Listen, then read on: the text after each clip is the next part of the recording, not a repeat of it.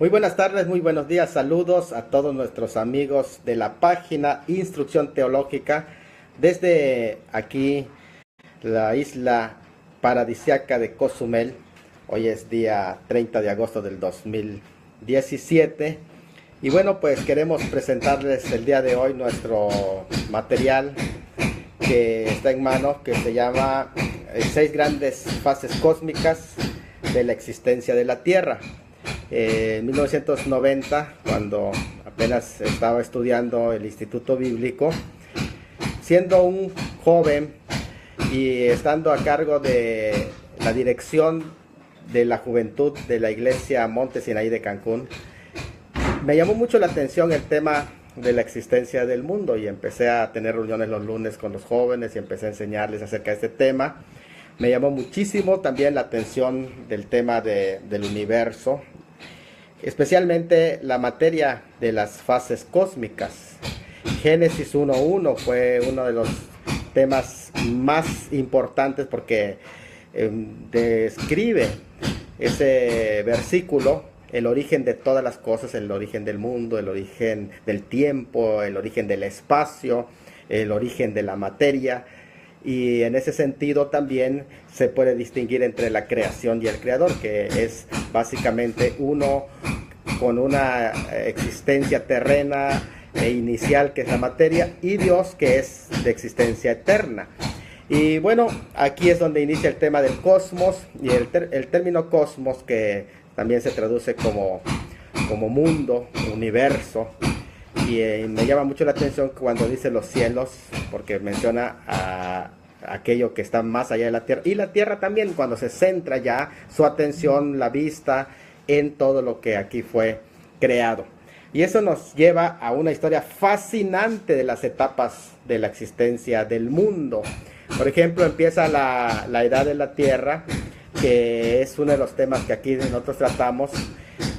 Bueno, uno de los temas que a mí me llama muchísima atención es el tema de la investigación de aquellos que estudian el carbono 14. Yo me imaginaba una especie de sustancia que se le aplicaba para datar el mundo, o tanto los fósiles como otras cosas, ¿no?, para ponerle data.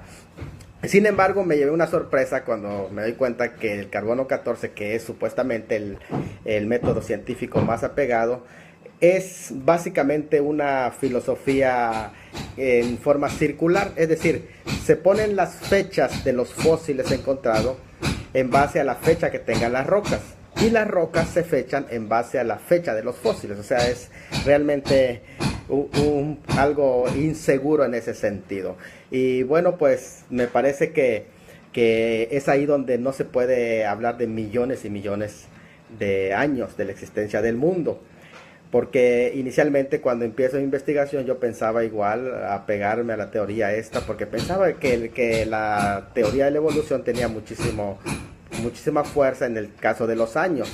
Sin embargo, cuando empiezo a investigar el tema de la energía del campo magnético que se va perdiendo al paso de los años, te das cuenta que la Tierra no pudo haber sido muy antigua, porque entonces el campo magnético de la Tierra ya se hubiera desgastado, o la cantidad de polvo espacial que se encuentra en la Luna no es demasiado grueso como para decir que tiene millones y millones de años la Luna, o el tamaño del Sol, porque el Sol, a medida que pasan los días, va teniendo desgaste por el consumo de su energía y también el tamaño. Entonces el tamaño del Sol no permite que el mundo, el universo, por lo menos la Vía Láctea, haya tenido muchísimos millones de años.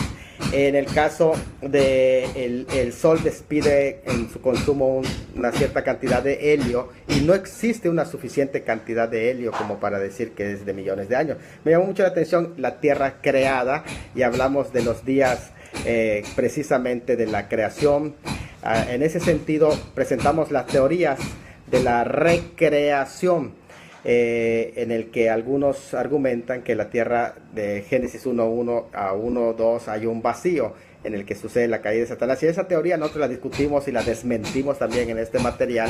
Hablamos de los días literarios también, de los días de los días literales, porque por ejemplo, si Adán fue creado el sexto día, no pudo haber sido un día una era geológica, porque Adán no tuvo millones de años. Entonces eso es muy interesante en ese sentido. Bueno, también en este mismo libro hablamos de la tierra edénica. O sea, después de la tierra creada pasamos a la tierra edénica, en el que nosotros podemos ver el lugar exacto donde comenzó la civilización entre los ríos, y que precisamente es el lugar que proféticamente también es el lugar donde se concentra la historia en los días finales, que es en Oriente, en donde fue establecido el Jardín del Edén, que es actualmente Irak.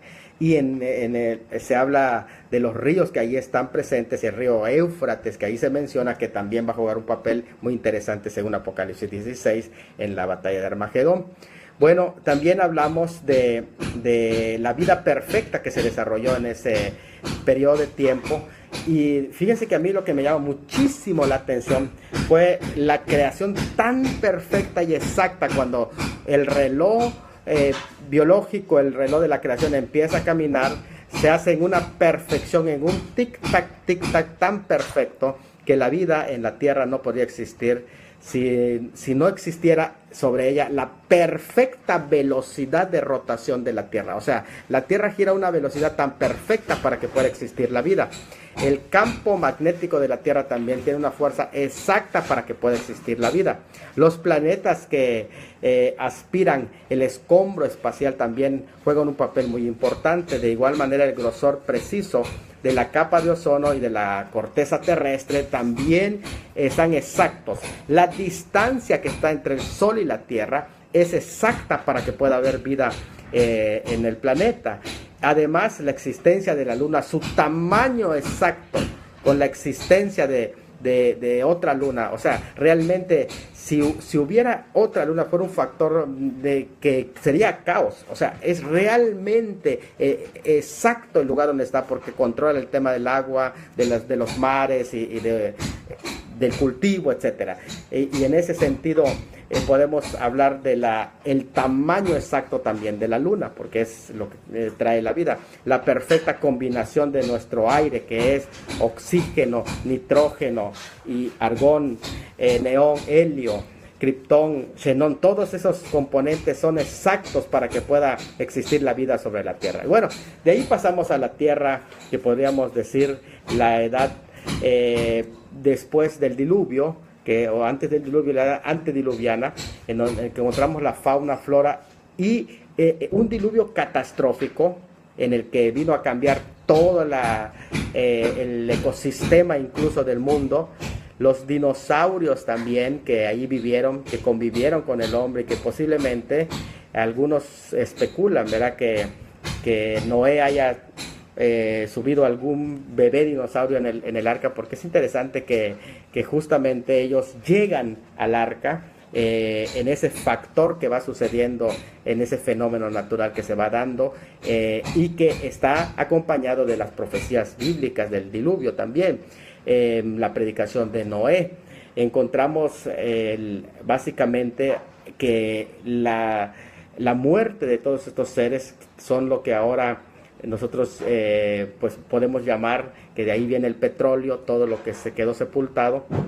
Y bueno, eso es muy interesante, porque el cambio que vino con el diluvio, que vino a crear una era postdiluviana, que precisamente por eso nosotros consideramos que los dinosaurios, ahí en este material igual hacemos mención de ello, fueron contemporáneos al hombre, que incluso uno de los libros más antiguos, que es el libro de Job, que posiblemente fuera contemporáneo tanto de Abraham como de Noé, ellos posiblemente conocieron esos animales. Por eso es que hablan de animales que algunos los dicen mitológicos, pero realmente no eran mitológicos, sino que existieron.